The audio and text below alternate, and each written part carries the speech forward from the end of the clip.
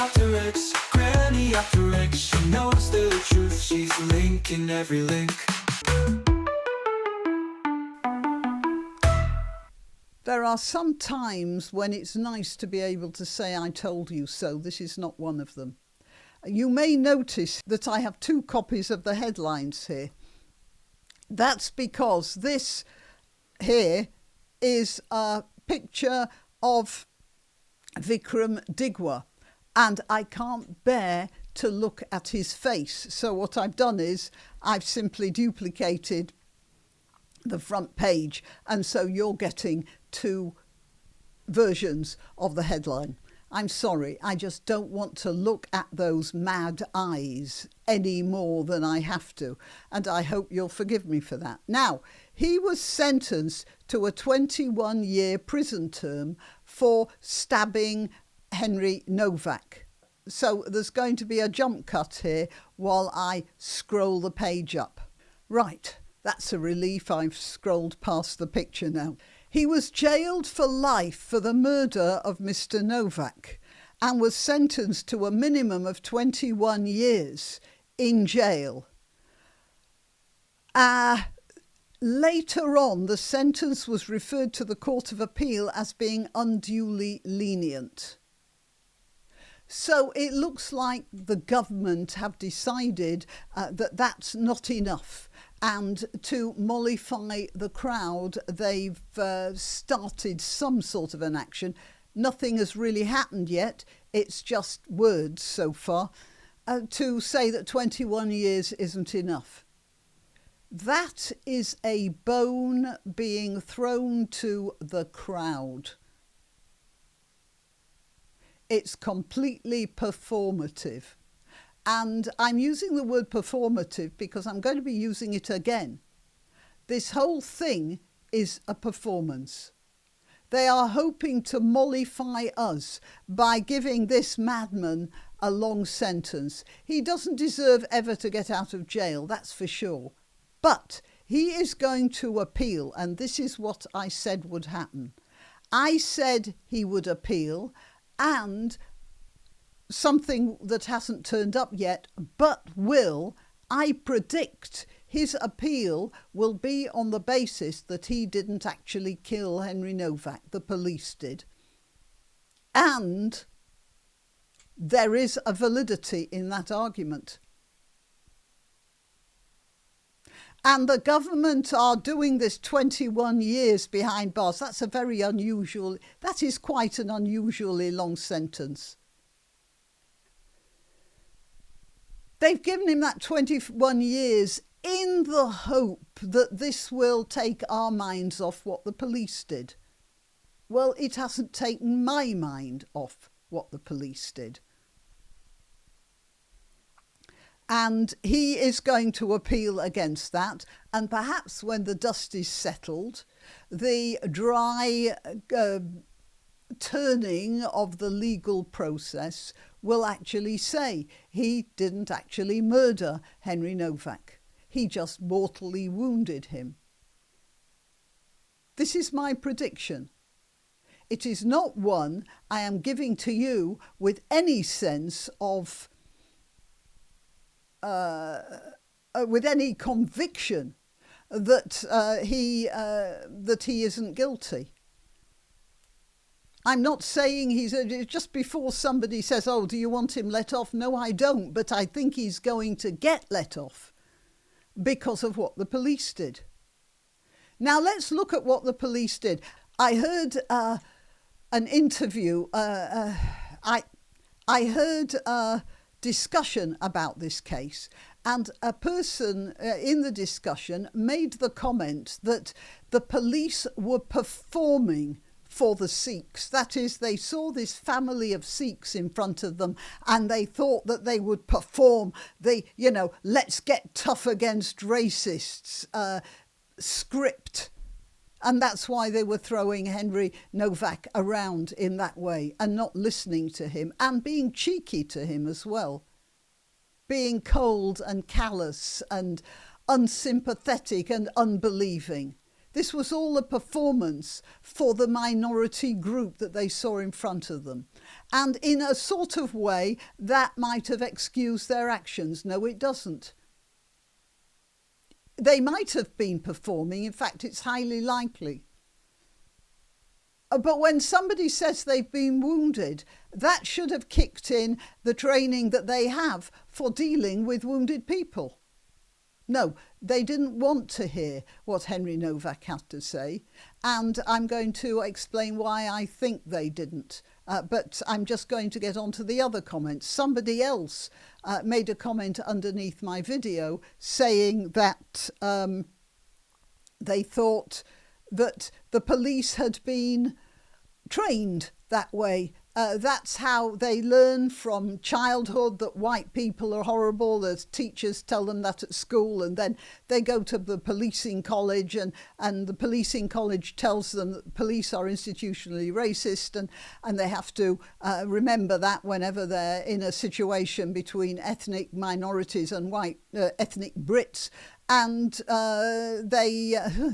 ethnic Brits are sometimes ethnic minorities, but nobody pays much attention to that.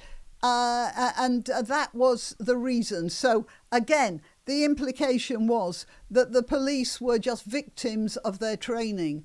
No, I don't buy that. As much as you can be trained, when somebody tells you they've been wounded, you are supposed to deal with that. And then there was this, which just turned up recently. A man called Alistair Hilton, who had been posting, I'd been reading some of his posts, he'd been posting about his local pub, which used to have chairs and tables outside on the pavement. And the local Green councillor decided that this was not appropriate, and he stopped the pub, or he and the rest of the council stopped the pub from having chairs and tables outside the pub on sunny days when people could sit out there and enjoy the sunshine. And he was complaining about this political decision. And what happened was he was at the pub. He was there. He wasn't even at home when two police officers, who must have been spending their time tracking him down, turned up at the pub, told him to come out of the pub, and had a chat with him about harassment. They said he hadn't committed a crime, but there they were. A councillor,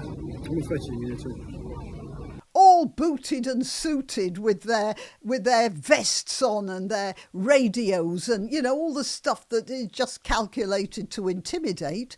And they were telling him that his social media post about the councillor forcing the pub not to have chairs and tables outside, this was, as they said, it might constitute harassment. A pubgoer claimed he was threatened by police. He was sitting in the Bell and Crown in Chiswick with a friend when police turned up and asked him to step outside, and then told him he hadn't committed an offence, but there he was in front of a whole crowd of people being hauled out by the police. They said they wanted to have a conversation about his posts on X following a row. You see here, people were sitting outside, and the Green councillor decided that these chairs and tables were not appropriate. It says here the council backed down following the outcry. Publicans claimed that council officers told them they were obligated to launch the investigation into the seating arrangements following a single referral. And that single referral came from, apparently, from Rick Rowe, a Green Party councillor. Mr. Rowe denied asking for the outdoor seating to be removed, but I've no idea who it would have been. Anyway, Mr. Hilton had posted several videos walking around Chiswick talking about the seating row. I've just gone to the City Barge and they've got no outside seating. Anyway, I'm giving conversation. The police turned up and told him that he might be considered to be on the edge of harassing Mr. Rowe. He hadn't committed a crime, he hadn't committed harassment, but there they are with their radios and their stab vests. Yeah, I'd like to see somebody stab them with the plastic forks they give you in these pubs. All right, and here, West Midlands police have been accused of carrying out two-tier justice after a white man was arrested after being assaulted by several black men. This white man was being set upon by a group of black men, and then this police officer came up behind the white man and grabbed him round the throat. It seems from the video that he didn't know who grabbed him round the throat. He just knew he was being assaulted, and he struggled away. I don't know, he swung himself round from the female police officer, and then he was arrested for assaulting a police officer. Note the language used when they are talking to this white kid that they've arrested. Police officer, walk to the fucking car, you dick. Is that any way for anyone to talk to anyone? I don't know which officer it is who's saying that, but she is obviously not a very nice person.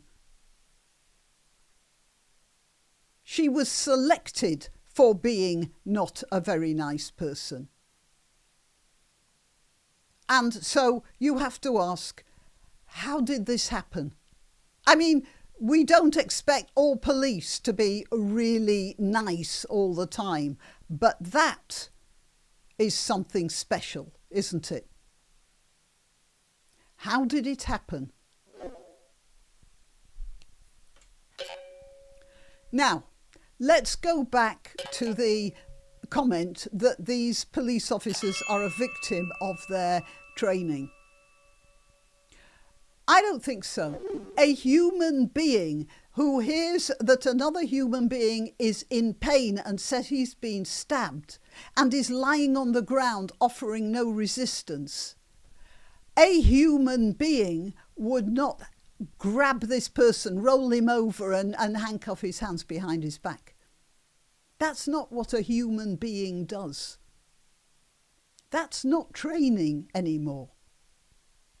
So I don't think that these police officers are actually victims of their training. You know what I think? I think they are products of their selection. I think that the police recruitment and education are factoring for the least human of citizens in our country. I think that people who are human probably wouldn't go through the entire training. They'd drop out. I think that our police are being selected for cruelty and inhuman characteristics. That's what I think. And then we have to ask, why are our police being selected in this way, if I'm right? If they are being selected for the most callous and automated type, why? Well, so I'd be interested in what you think. Do you think they're being selected for these characteristics? And if so, why do you think this is happening? And then maybe you can give me an opinion on whether this can be reversed in some way and how. Okay, till next time. You can help my channel by subscribing and clicking the notification bell. That's quite important. And by sharing if you're so inclined. Links to my other channels and to donation methods are in the description. But the best way you can help is simply by clicking like and notify. Thank you.